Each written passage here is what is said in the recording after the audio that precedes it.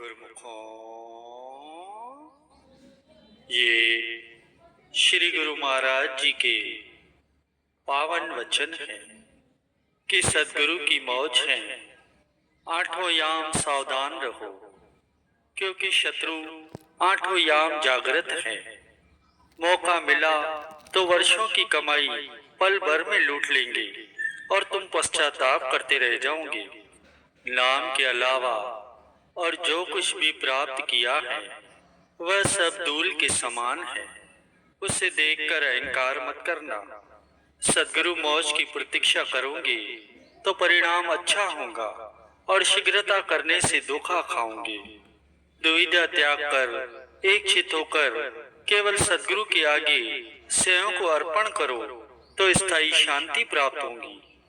जब तक जीवन है तब तक त्यागी बनो और फल की आस भूलकर भी न करो। कर्म करो लेकिन निष्काम भावना से करो। निष्काम कर्म ही मालिक की दरगाह में स्वीकृत होता है। अक्सर संसार उसका सम्मान करता है जो काम अधिक करता है, परंतु महापुरुषों की दृष्टि उस जीव पर अधिक होती है जो आंतरिक सच्ची भावना रखकर परिश्रम करता है। संसार सागर की लहरों के जकोलों से यदि बचना है तो सदगुरु से आ मिलो, क्योंकि इनके अलावा इन जकोलों से और कोई तुम्हें बचा नहीं सकता। मन में शांति है तो जग में शांति है। वह विषयों में वैराग्य वृत्ति रखने से और सदगुरु के शब्द के अभ्यास से ही आती है। प्रत्येक कार्य के लिए सबसे पहले सदगुरु से आज्ञा लो, फिर निसंकोच होकर आगे बढ़ते चलो।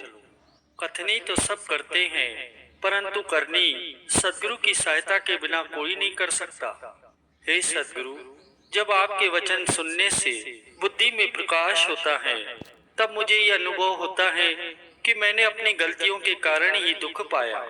किसी भी वस्तु से मोह किया तो तुम सदगुरु के प्रेम पाने योग्य नहीं हो। जो चिकनी चुपड़ी बातें करे उन्हें पूर्ण मत समझो। अक्सर जो कहते हैं वे करना नहीं जानते। जो सदगुरु के एक वचन पर भी अमल कर लेता है वह सब पुस्तकों का ज्ञान प्राप्त कर लेता है। जो नहीं देखना चाहिए उस गुरु को वीडियो लाइक करना, सब्सक्राइब करना प्लीज।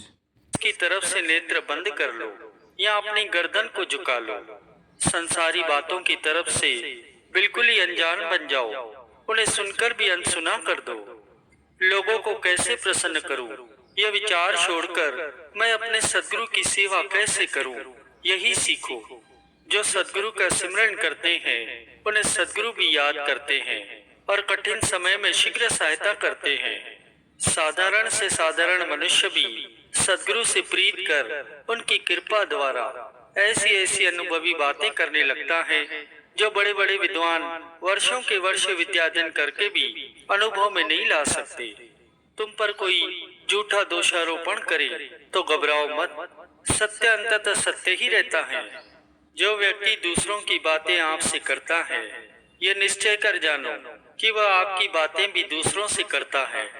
उनसे अपने दिल की बात मत करो। अपने प्रति तुम जैसा दूसरों का व्यवहार चाहते हो स्वयं भी उनसे वैसा ही व्यवहार करो। तुम सदगुरु के शब्द में लीन हो जाओ तो हजारों लोगों की बातें तुम्हें विचलित नहीं कर सकती।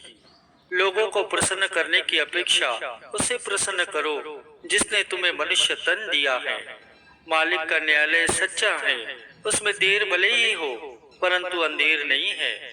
अपने विवेक को सत्य समझकर हट न करो। सदगुरु से सद्बुद्धि मांगो। सारा दिन कार्य में संलग्न रहो। जो सेवा सदगुरु ने आपको सौंपी है वह करते रहो। सदगुरु की महिमा लिखो, उन्हें पढ़ो, उन्हें गाओ, भजन ध्यान सिमरन करो और गुरुमुखों की संगति करो। नम्रता और दीनता मालिक को प्यारी है, इसलिए किसी पर हुक्म मत चलाओ, बल्कि नम्रता और दीनता से सबकी सेवा करके मालिक के प्यारे बनो। हृदय में भली भांति विचार करने के उपरांत ही बात करो। इतिहास साक्षी है कि जिन्होंने संसार में सत्य के कारण कष्ट सहन किए हैं उन्हीं के नाम आज रोशन है, वही अजर अमर है। हे शक्तिमान प्रभु, मन और इंद्रियां मुझे बरजोरी अपनी तरफ खींचती हैं। आप मुझे अपनी तरफ खींच ले, क्योंकि आपके अतिरिक्त मुझे और कोई नहीं बचा सकता। जब भजन पर बैठता हूँ तो मन की सेना आकर युद्ध करती है। आप अपनी कृपा द्वारा उसे हटा दें या पछाड़ दें, मेरी तो उसके सामने दाल भी नहीं गलती। तुम बिना कमाई के सदगुरु के प्यारे सेवकों के समान बनना चाहते हो, परंतु भली भांति विचार तो करो। उनमें जितनी योग्यता है, सहनशीलता है, सच्चाई और प्रेम है, क्या तुम में उतना है? शीघ्रता न करो और ना ही निराश हो।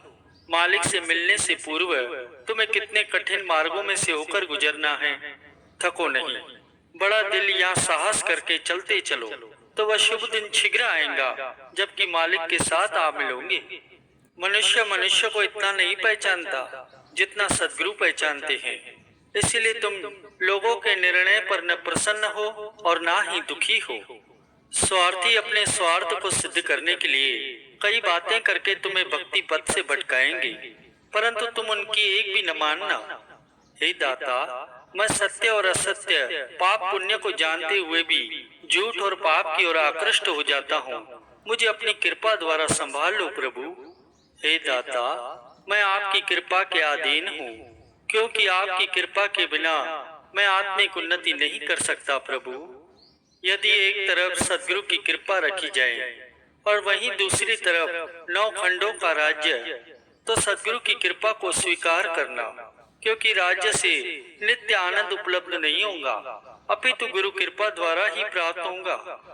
मालिक के कार्यों में हस्तक्षेप न करो और ना ही उनके विषय में पूछताछ करो, ना ही वाद विवाद कर संतों के आचरण पर अपना निर्णय दो। उनकी ऊंची गति को तुम्हारी बुद्धि नहीं जान सकती। जो संतों के सेवकों की सेवा नहीं करता, अर्थात उनका निरादर करता है, वह कदापि उनकी कृपा को प्राप्त नहीं कर सकता। गृहस्थ आश्रम में रहते हुए यदि कोई संत महात्माओं की श्रद्धा से निष्काम सेवा करता है, तो यह भक्ति का एक उच्चतम साधन है। संतों